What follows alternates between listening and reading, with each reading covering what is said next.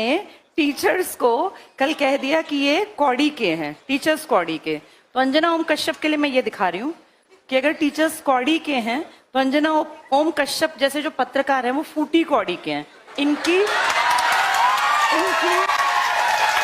कोई रिस्पेक्ट नहीं है और सबसे छोटी इकाई थी कौड़ी। तो अंजना ओम कश्यप ने टीचर्स को कौड़ी का बनाया। कारण टीचर्स की बातें ज्यादा वायरल होती हैं बजाय न्यूज चैनल्स के।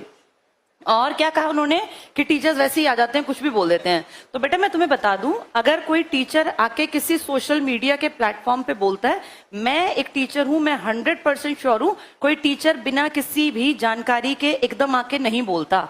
अगर मैं ये कौड़ी और फूटी कौड़ी लेकर आई हूं ना, तो मैंने देखा कि जब ये रैंकिंग की रिपोर्ट आई तब मीडिया ने क्या किया। मीडिया तो कहीं नहीं आया सामने। हमारे प्राइम टाइम की खबरें बन जाती हैं, झालमुड़ी में खुशबू कैसी है, कौन सा तेल है, 10 रुपए की है। और मैं देख रही थी अंजना ओम कश्यप के कारनामों में, तो उन्होंने बांग्लादेश के एक भैंसे की तुलना डोनाल्ड ट्रंप से की थी कि वो भैंसा, उस भैंसे को डोनाल्ड ट्रंप नाम दिया गया, इसलिए किसी ने उसको खरीद लिया ताकि उसको काटा ना जाए। क्या लेवल है हमारी पत्रकारिता का। और अंजना ओम कश्यप ना सबसे हाईली पेड इनमें आती हैं, जो ये होते हैं क्या बोलते हैं इनको, जर्नलिस्ट। कितनी बड़ी नेगेटिव एक खबर बनी थी जब व्लादिमीर पुतिन सामने बैठे थे और दो ये महिलाएं, हमारी सो कॉल्ड सबसे बड़ी पत्रकार, जो इनकी बॉडी लैंग्वेज थी, जिस तरीके से ये बैठी थी, बोलना नहीं चाहिए लेकिन वो बेहद नेगेटिव, उसको सुन लेना, देख लेना। ये कहा गया था कि कम से कम जब सामने इतने बड़े पद का आदमी बैठा हो, दुनिया में रशिया कितनी बड़ी कंट्री है और उसके सामने जब तुम बैठी हो, उसकी पोजीशन देखो बैठने की और अपना तरीका देखो। ये कोई नॉर्मल लीडर नहीं था कि मुंह उठा के उसके सामने बैठ गई हैं, जिनको बैठने तक की इतनी समझ नहीं है कि वर्ल्ड लेवल के लीडर के सामने बैठा कैसे जाता है। वो कंपेयर कर रही हैं कि टीचर्स की जो औकात है वो कौड़ी की है और टीचर्स कुछ भी बोल देते हैं। और कह रही है शिक्षक और टीचर में अंतर होता है। फिर कह रही हैं कि स्कूल कॉलेज में बच्चे नहीं जाते, वो कहते हैं कोचिंग की तरफ चलो। तो भाई तुम स्कूलों में जो कमियां हैं उन पे काम क्यों नहीं करवाते। सरकार तुम्हारी अगर सुनती है, क्या हम सब नहीं जानते स्कूलों में टीचर्स की भर्ती नहीं होती। कितने स्कूल्स हैं जो 10वीं के बाद साइंस स्ट्रीम पढ़ाते ही नहीं है। गाँव का कोई लड़का लड़की पढ़ना भी चाहे ना तो वहां स्ट्रीम ही नहीं है, उसके लिए शहर जाना पड़ेगा। इतना किराया कौन देगा। बेटियों की सेफ्टी सिक्योरिटी भी तो मैटर करती है। वो न्यूज कभी नहीं बनेगी। ये न्यूज बनेगी कि झालमुड़ी में सरसों के तेल की भीनी खुशबू आती है और मेलोडी कितनी चॉकलेटी है, 1983 में बननी स्टार्ट हुई। ये हमारा स्तर है बेटा। इसलिए अंजना ओम कश्यप जैसे लोगों को डिग्रेड होके उन्होंने देश का भी बंटाधार कर दिया। और मुझे ऐसा लगता है कि जब मेन मीडिया अपना काम छोड़ दे तब टीचर्स और स्टूडेंट्स, क्योंकि बेटा ताकत है टीचर्स और स्टूडेंट्स। जब स्टूडेंट्स को उन्होंने ये कहा बेरोजगारों को कि ये कॉकरोच हैं, तो देखो सब टीचर्स ने इसके खिलाफ आवाज उठाई और कितनी जल्दी ये न्यूज वायरल हो गई, कितनी मिलियंस में।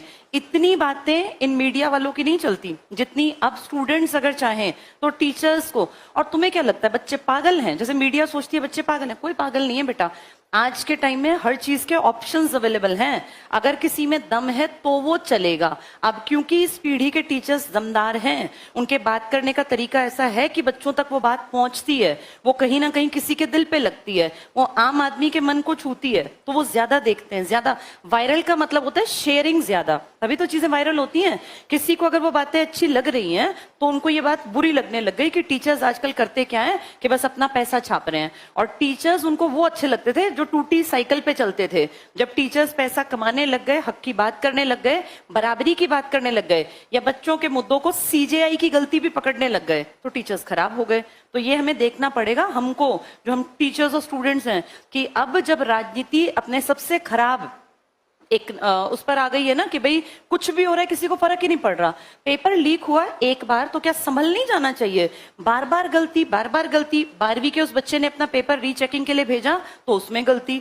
यानी ना तो स्कूल में बच्चे सेफ रह गए, ना कॉलेजेस के एग्जाम्स में बच्चे सेफ फील करते। कॉम्पिटिटिव वर्ल्ड का तो बिल्कुल बंटाधार करा रखा है, नीट की हालत, बाकी एग्जाम्स की हालत। तो इस पूरे टाइम में अब ये भी कह रहे हैं कि अब एक ऑप्शन ये भी बता रहे हैं ना कि हमारी फौज जो है वो पेपर में, ये हालत है कि पेपर लीक करने से बचाने के लिए भारतीय फौज तैनात की जाएगी।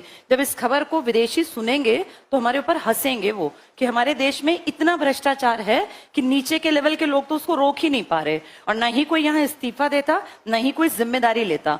डेमोक्रेसी में एक चीज होती है कलेक्टिव रिस्पॉन्सिबिलिटी। मैंने तुम्हें कितनी बार पढ़ाया, सामूहिक उत्तरदायित्व। यहाँ एक की गलती सबकी गलती मानी जानी चाहिए।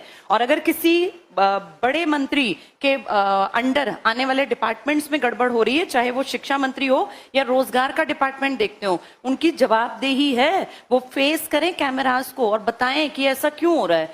किसी एक आदमी का बयान नहीं आया नीट के ऊपर, किसी आदमी ने कुछ नहीं कहा, बस अपना कुछ भी मेन काम कहाँ कर रहे हैं, अपनी वीडियोस बनाने पर, फालतू की चीजों को प्रमोट करने पर।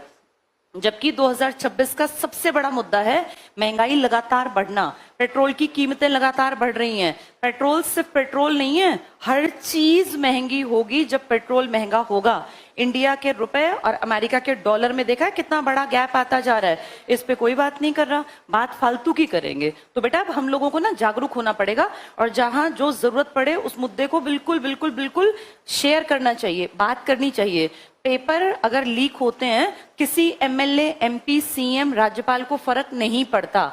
ये फर्क पड़ेगा सिर्फ और सिर्फ तुम जैसे स्टूडेंट्स को या हम जैसे टीचर्स को। पेपर लीक होना नेगेटिव है, क्योंकि इससे सही मेहनत करने वाला बच्चा अपनी पोजीशन को कभी हासिल ही नहीं कर पाएगा।